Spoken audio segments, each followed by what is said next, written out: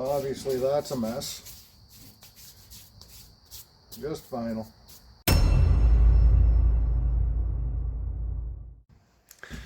So welcome back to another day. So today, as promised, I'm going to be picking up where I left off in the last video. So in the last video, I did the rear patio door. So in this video, we're going to continue on. We're going to do the front window where it was done incorrectly. So let's have a quick look at that. So this is the window here. Now, what I was pointing out in the previous video is these weeper holes. This is a very clear indication that this window is literally inside out. So what happens is you have chambers here. So this isn't solid vinyl. The only solid frames you're ever going to get are really wood. If it's fiberglass, aluminum, doesn't really matter. They're always going to be hollow and they have chambers in them. And the problem with that is they're not sealed the same way glass is. So this glass is actually vacuum sealed, and you know you have a sealed unit and it's properly sealed because it remains clear. When the seal's broken, your window starts fogging up on the inside, and that's how you can tell whether or not you actually have to do anything about your window. So this window is perfectly fine, no fogging up. But that condensation is exactly what happens inside these chambers. They're not vacuum sealed, they're not sealed up nearly the same way. And because there is moisture inside them, you can't just seal that up, or the expansion and contraction cycles through the winter would cause a lot of damage to them. So they have to have some way of allowing the water to escape. And that's here. So even if a window's covered, like this one, oh, we just had a little hummingbird up there. That's cool. So even if, in this case, it's covered and we don't really expect rain to ever hit this window, we're still going to get moisture and water seepage out. That's always going to happen. So if this is pointed inward, even if it's just a couple drips now and then, we will get that happening, especially after a humid summer like we've had. There's very likely going to be quite a bit of moisture. So that nail flange never should have been on this window. When you're inserting into a frame like this, it should be ordered without. So whoever did this really didn't quite know what they were doing. And the other thing you'll notice, maybe you can see it from this angle, you can see how tapered this is. That's because it's trying to rise over that nail flange. So they took this off, they nailed it in. That's a very incorrect installation. The beauty of this is because it was done so poorly, it's going to be very easy to remove. And once I get it off, I'm just going to take the nail flange off, flip it around, and reinstall it. And until I go to actually do the windows and doors in the house, I'm going to leave it just the way it is. And when this gets reordered, it'll be reordered as one window piece. It'll probably have the same sliders on either side, because I kind of like that with the nice picture window in the middle. It's a nice configuration. Oh, there he is there. Let's see. I'm just gonna stay here for a sec. They'll come back, I think.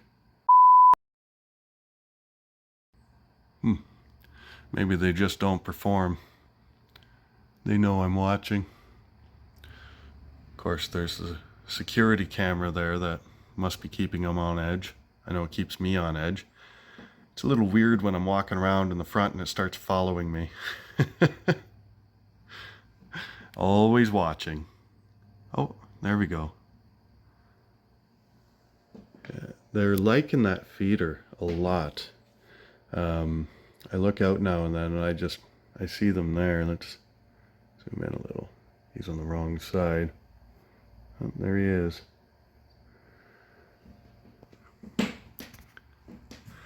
So I don't recall who sent the hummingbird feeder. Xana can probably post it down below. But yeah, it's I really enjoy it actually. I like nature and seeing it around. So that's been really cool, especially since they took to it almost right away. It hasn't been set up that long. So that's really neat. We got two of them around and they both get used. It seems at certain times of the day I look out and they're almost always there. So anyway, back to business.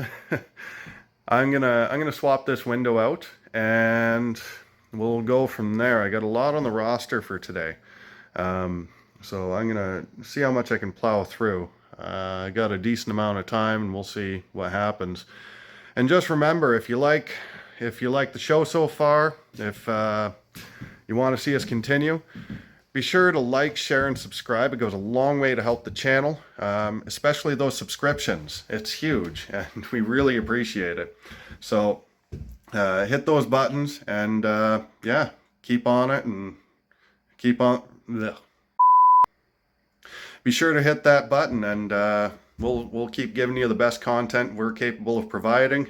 Of course, we're going to be at different stages of the project, and you know that's kind of the cool thing about this is, you know, unlike other channels, you know, people kind of do, you know, a single thing. This is, I mean, we're taking you through, you know, the nitty gritty of the job, you know, start to finish. There's not too many channels out there that do that quite this detailed. So I understand some of it might seem boring at times, or repetitive for that matter, but you know, this is the nature of the project. This is exactly what it looks like, especially when you're doing something for yourself. It definitely goes a lot faster when you have a contractor, but it does have slowdowns for different reasons. The biggest advantage I have is I can simply go through. I don't have to wait on anybody. So there's advantages and disadvantages to that. But I do think it's pretty cool that I get to document a project like this, start to finish. I used to do a lot of renovations and flips and things like that. And it's a really cool process when you get to be there start to finish. Because even most of the trades that come in, they don't have that privilege. They come in, they do their portion of the job, and they leave. And it's all they ever get to see. And I used to be in that... I used to be more along those lines. You know, I used to do windows and doors. I used to do cabinets. I used to frame. You know, I had a lot of different jobs, but only being one part of it.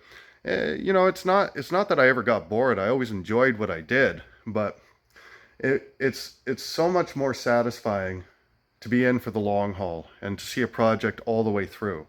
I've always enjoyed that. You know, I've always been sort of the kind of person who likes to camp out and you know, stick around and see the project through. I do enjoy that, and even the jobs I do in my regular work are usually long-term jobs. My average job is anywhere from 4 to 6 weeks to completion. It's just what I take on. Some people like that. Some people prefer the quick jobs.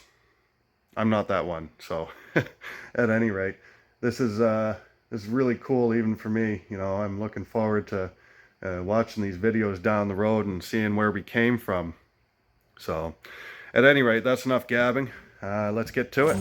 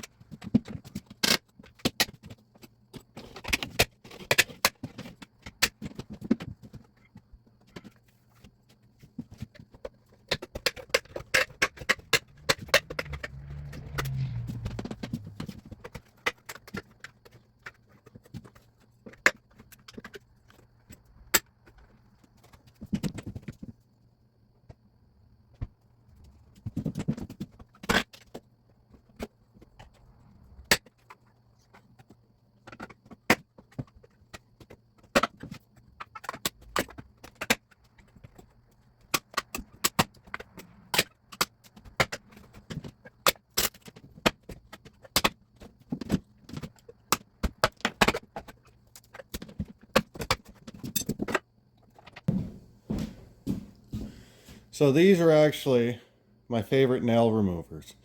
The reason being, you can grab the nail nice and close like that and you can just roll it off.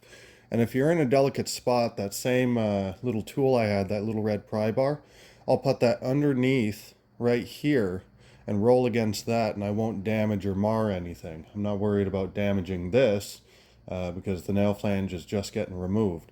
But it's a very handy tool, and it gets into tighter spots than the claw of your hammer or pry bar often.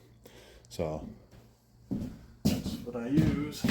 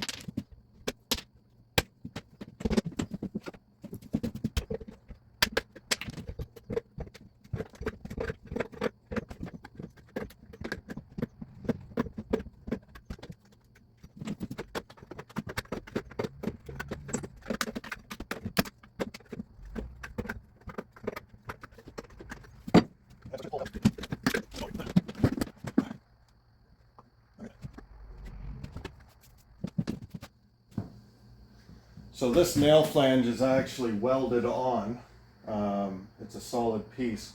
So I'm going to have to cut it down, and I'm going to do my best to make it as flush to the frame as possible. It just makes everything a lot easier for me. Alright, I'm going to go grab what I need to get that done, and I'll be right back. Alright, so this is one of the ways of doing it. Now, I don't know what other people have as a preferred method, but I find when I'm doing things in tight areas, grinder with a diamond blade is just a very convenient way of doing it, and you get very clean cuts, very accurate, and it goes through no problem. It doesn't really wear down the blade or anything unnecessarily. So that's what I'm going to use in this case. A lot of people will often use a Sawzall. There's, a number of ways of doing it. You can flip your blade backwards, a regular wood blade on a skill saw, and use that. This is what I prefer though.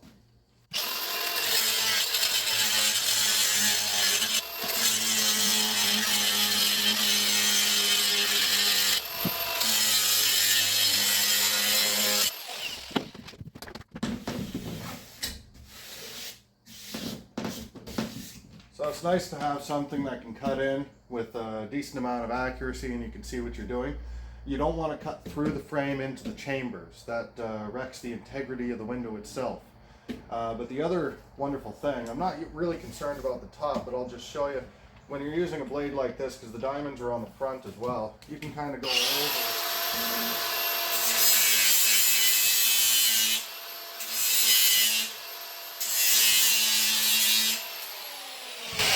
And just touch it up a little and get it more flush. So you see that's a nice surface to work with when I go to reinstall this window.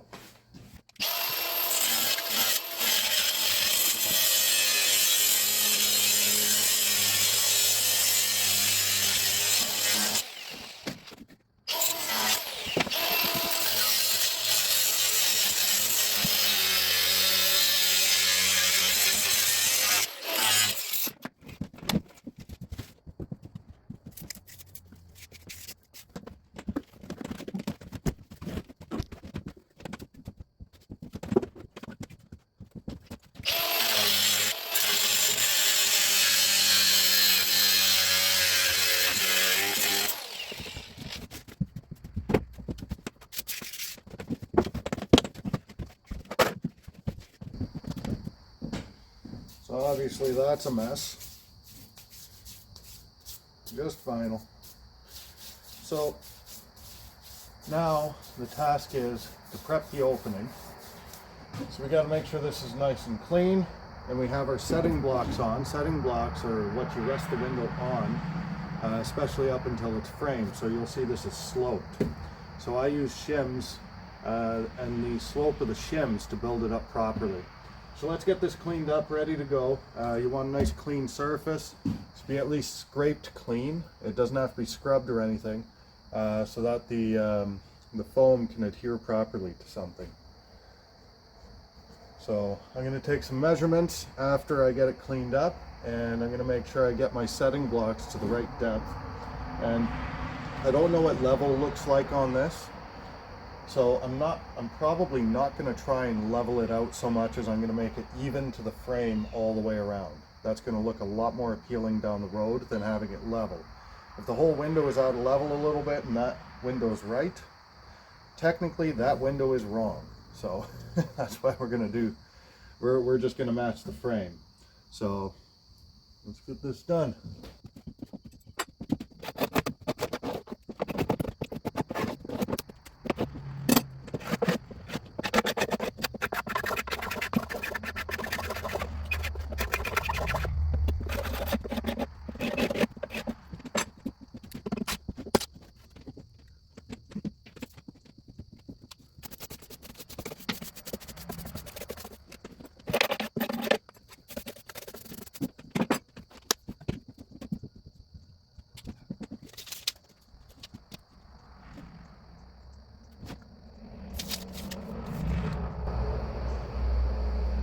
Wow. So this dimension here is very tight. I'm probably not going to get too many shims in, but I will be able to get a nice solid bead of foam in, because as you can see it's recessed here and there will be foam going in this cavity here. Now this way I have 3/4 of an inch extra. It's a little bit excessive because of the slope here. I like to keep it a little tighter down here, because you don't want super thick beads of foam as much as possible. So I'm going to raise this up 1/4 inch from this this upper corner here of the slope, and that's going to leave me about a 1/2 inch gap up here, and that's how we're going to make it work. And the window, I'm going to make it flush to the other window frame, and I'm going to build it out probably about the same as the rest of the window when I go to actually trim everything in.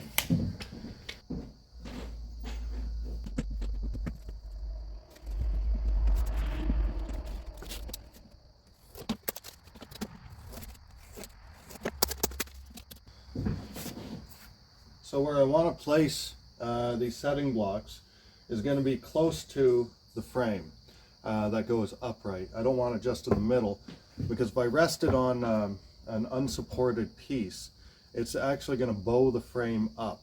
So I have the side of the window takes up about that much space on either side, and I want those setting blocks right there. I don't want any support in the middle. I want that frame to remain free. And when we go to mount it, we're only going to mount it on the sides. We're going to have shims directly behind or immediately beside where we screw in, and then nothing in the top. So you want this to just be sealed. The only time you really support the top is if you have if you have mullions in between, and that's the where the frames connect, and that's really just to keep it straight. That's all it is. It's not really structural.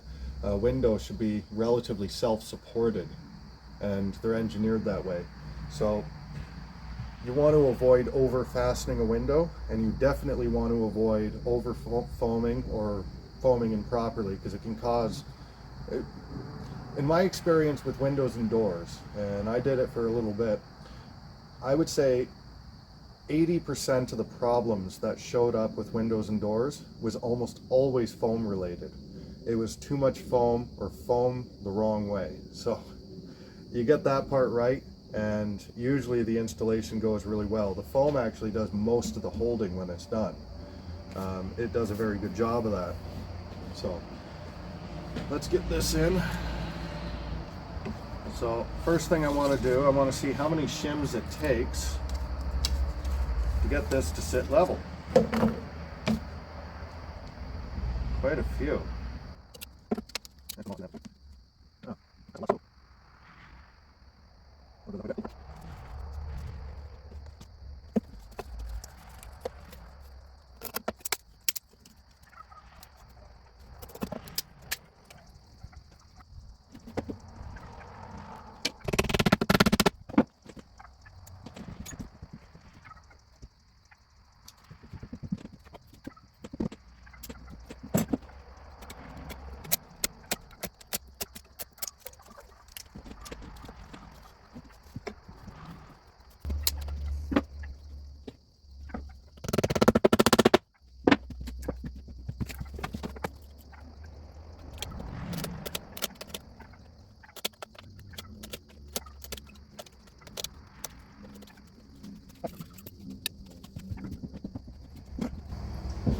The last thing I want to do, just because I'm installing this by myself, is I want to make a stop. So I want to make sure that when I place this in the window, it can't fall out, because I'm only going to do this really from the inside. So I'm just going to pick a spot on the frame, and it's convenient in this case because I'm not super concerned about the frame.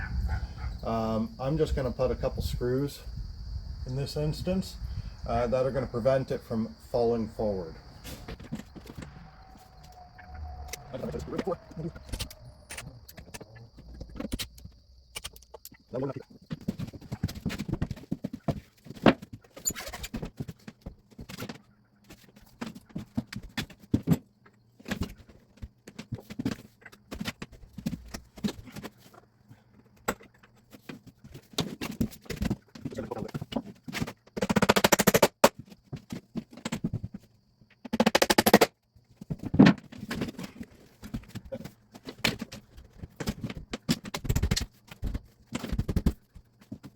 There's really not anywhere else it can go.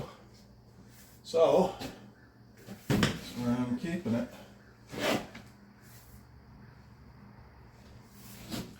So in some windows, they'll have little spots with trims that snap out.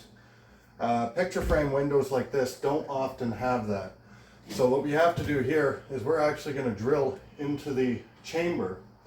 And I'm going to put the screw inside the chamber, and then I have special caps. I don't have them here, and as long as I drill to the right size, the caps just go right over and seal it back up. Actually, right where I want it, my goodness. So always I kind of just jam some shims in the top temporarily. Helps me keep my place while I'm screwing it. And there's not a whole lot to do here as far as positioning, because it'll only fit one way. The gap over here is so tight. It's a blessing in disguise that I have this additional gap outside of the exterior frame, or inside of it I should say, that'll give me somewhere nice to foam. You don't want to foam little 1/8 gaps. It's very hard to guarantee that it's actually sealed up properly. You also don't want it too big, but this is a pretty ideal size. This is no problem, and this is pretty nice. So 1/4 to 1/2 inch, that's kind of my comfort zone for foam.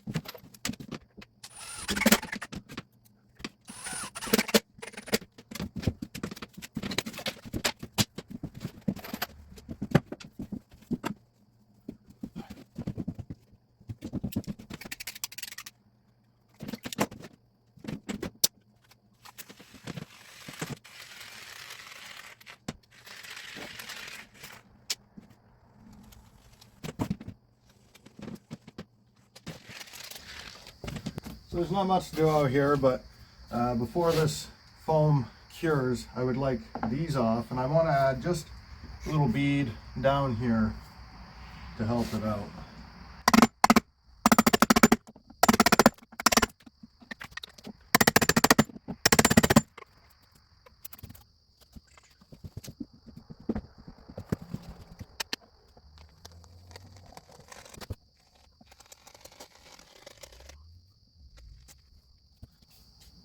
So I tried to make sure that it didn't fill against the other bead. So this should just be sort of a round bead right in the front as much as possible. That's going to keep it from overexpanding against the frame and causing potential issues. I mean, you don't run into too many issues anyway with picture frame window, but it's just good practice. Alright, so the window's in. It's good to go. There's not really anything I have to do there now until we get to the trim phase. So I'm going to hop back onto electrical because unfortunately it does have to get done. So I'm going to try and get the kitchen all wrapped up today. That's probably where most of the electrical goes in terms of independent circuits. So when I think of independent circuits, straight from the breaker box, the fridge has to be on a dedicated line. So does the stove, the dishwasher. The lights can be tapped into one of the existing lines, so that's not an issue. I have to have 2 dedicated circuits for running appliances off the outlets. The code calls for 2 dedicated circuits. That way you have a total of 40 amps, 20 amps each, running to the kitchen for other appliances, if you have a blender or things like that. And then the microwave. So I don't really know if we're doing an over-the-range microwave or not. I think I'd like to do that, but I'm going to plan for it just in case. So the placement of the plug for that is going to be enough to allow for it. And if we happen to just do a regular hood, it's not really the end of the world. The plug is still going to be in an okay location.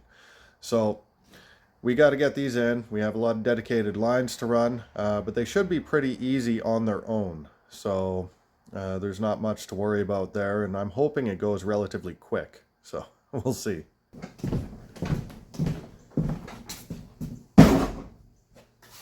Alright, so I'm going to start right now by just kind of placing the boxes roughly where they go to give myself an idea. And then I'm going to start cutting in and running the wires through. So we'll get that done, and yeah, see if we can just plow through this.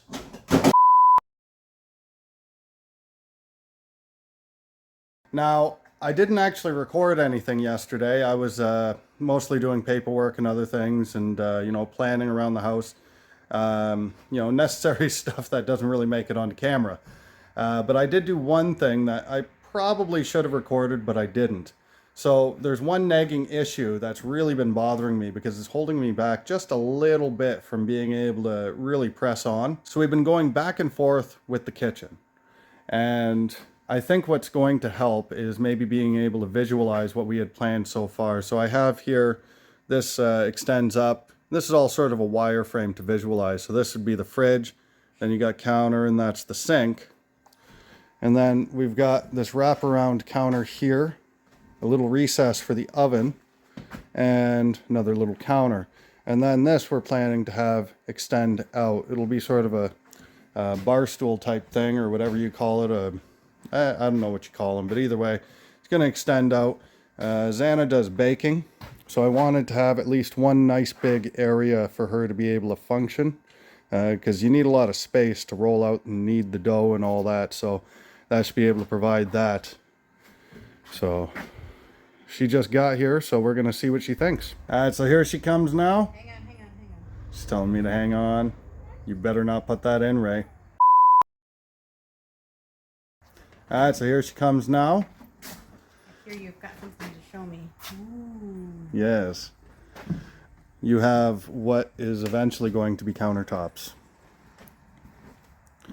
So this is sort of what we had mocked up on paper. That way you can better visualize what's going on. So is this going to stay and everything goes underneath and inside of it?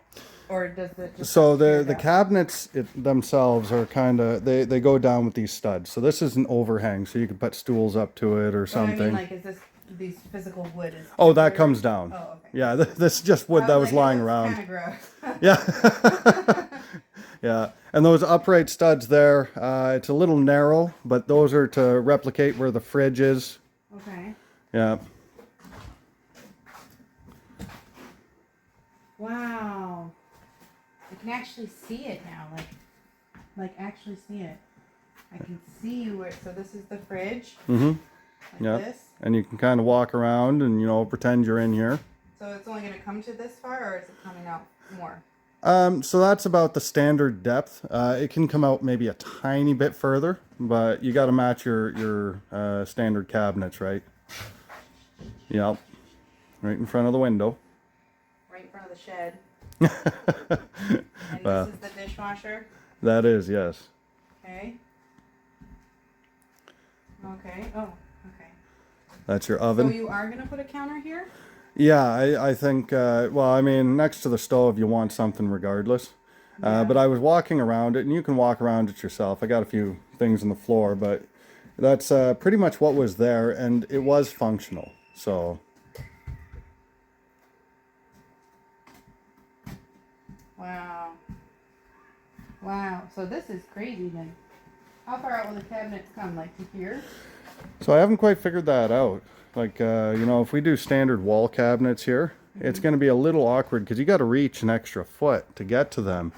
You know, there's probably a couple creative things I could try there, and you know, maybe in the comment section people can put in their ideas. But yeah, when you're, you know, like reach forward right now. So yeah, it's quite the reach because the cabinets themselves are going to be a foot off. So right about where my hand is, that's a standard depth. So it has to be this far out? Like, Well, that's is it kind the of bar just stool thing? that's Or kind of just what I chose. That's sort of a standard offset. But I wanted to maximize your space. This is kind of like I was imagining you doing your sourdough, and this is kind of where I saw you being able to work, right? Because Yeah. it has a nice big surface area for you. Yeah, that would be harder if it was just to here. Right. Like, we were gonna put like little stools here, right, Mhm. and sit down. Like, Yeah. Like this. And I'm thinking, you know, if we do put cabinets up here, we don't want to jut out too far because if you have this, it would be nice actually to get like a can light or something up there shining down in this area. I mean, if it was out further, I'd say do like a pendant light. Can't reach anything though back here. Right. Well, that's kind of what I'm up against here. So You know, what maybe about- it's just occasional items that go in those cabinets. I don't know, but What about? Because I was kind of thinking that the coffee stuff would be here. So right. So What if we didn't have this, and instead we just like could sit here under here, and this was all just nothing, like no cabinets or anything, because that's where your feet are gonna go. and just make that narrower. Well, just because I can't come over here and like get coffee in the morning. Well, alternatively, and you know, work with me a little bit on this. I was trying to figure out a nice way of making this work. But I was playing with the idea of having this sort of a peninsula jut out and then having this come in at standard depth. That would make these cabinets up here more functional, and it would give you a little bit more. And you can throw in like another cabinet right there, another base cabinet.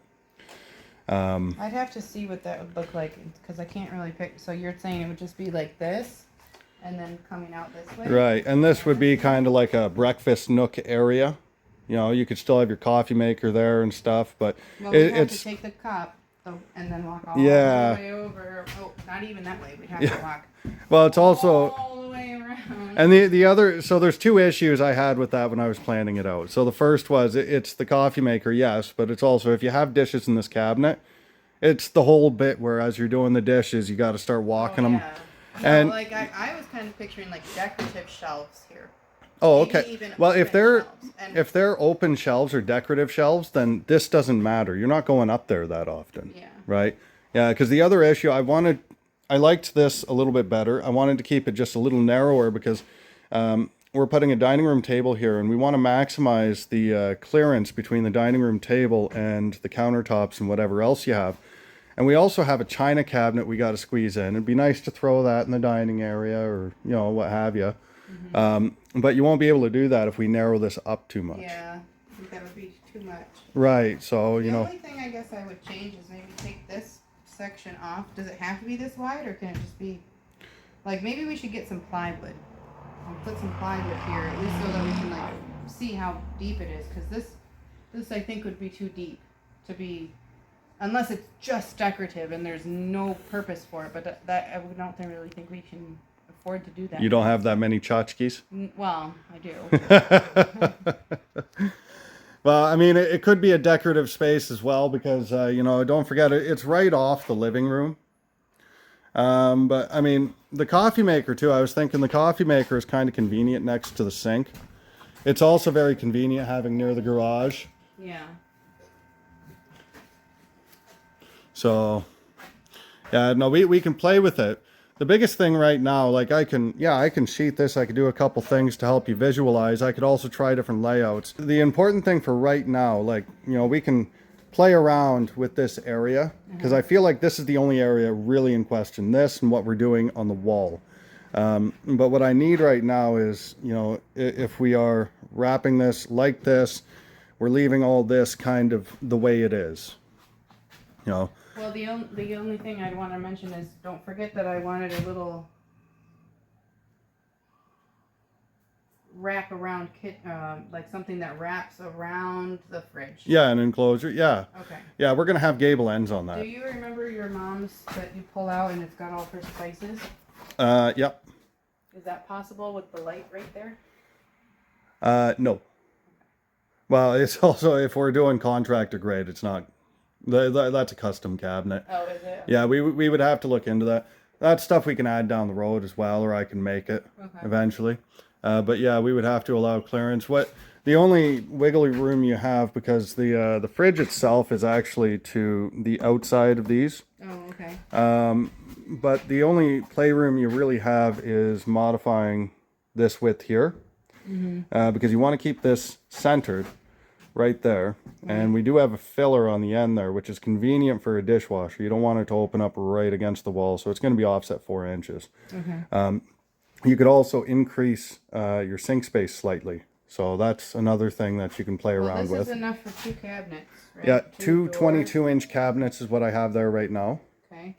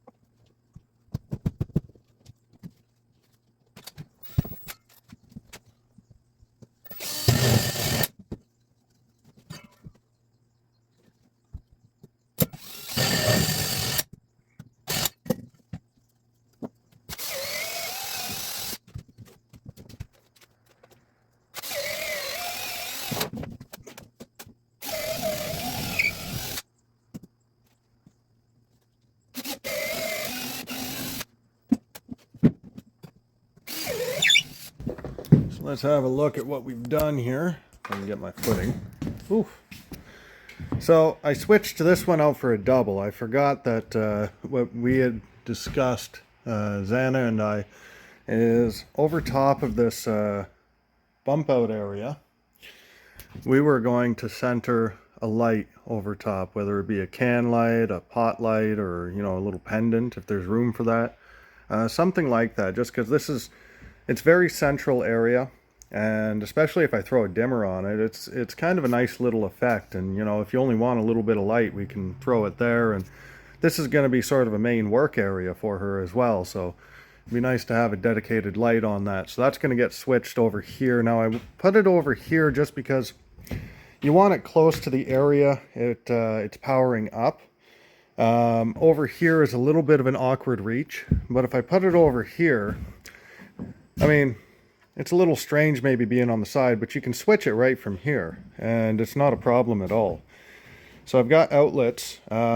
Minimum spacing for kitchen outlets on counters is 2 feet apart, or not 2 feet, but any appliance should be within 2 feet of an outlet at any point on the countertop. So that puts the minimum spacing at 4 feet.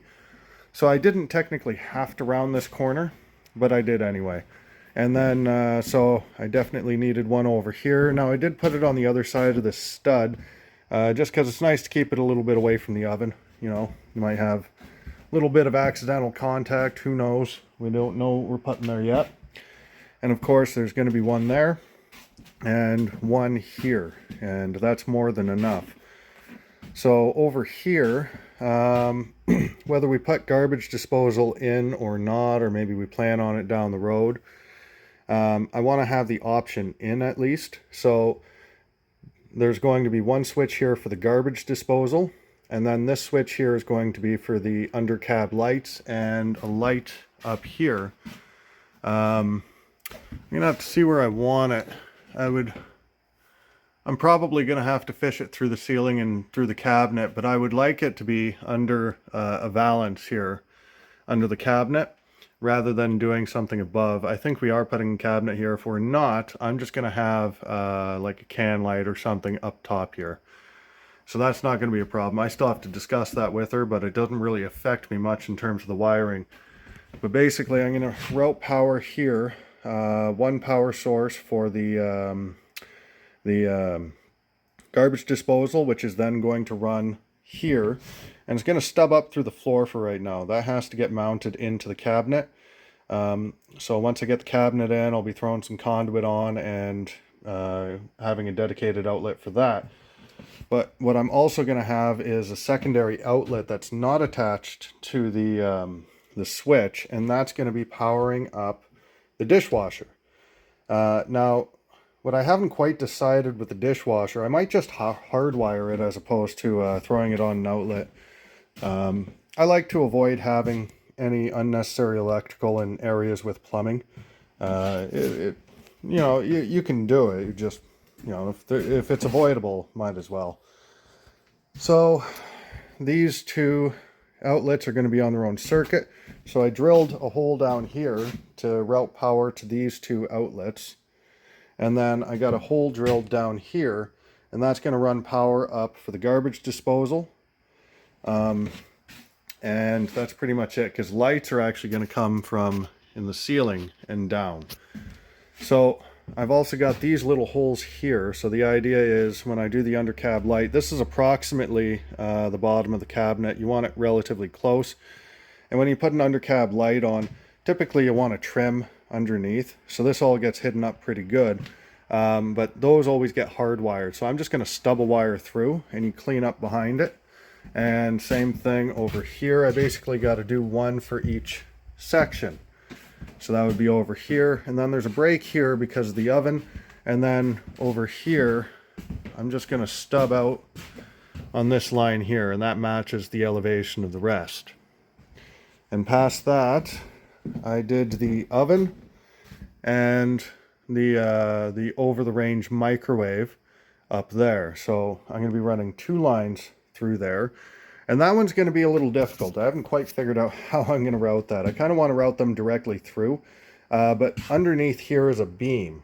and a wall that still has drywall on it. So that's a lot of meat to go through. So I'm going to kind of reevaluate that one. But aside from that, I've also got to route power to the 4 outlets here. So I think that's the only thing really in question still. But I'm going to think about that while I start running some of these lines, because I'll already be down there, and I'll probably get a better idea for how I want to route that while I'm in the basement. So let's get to it.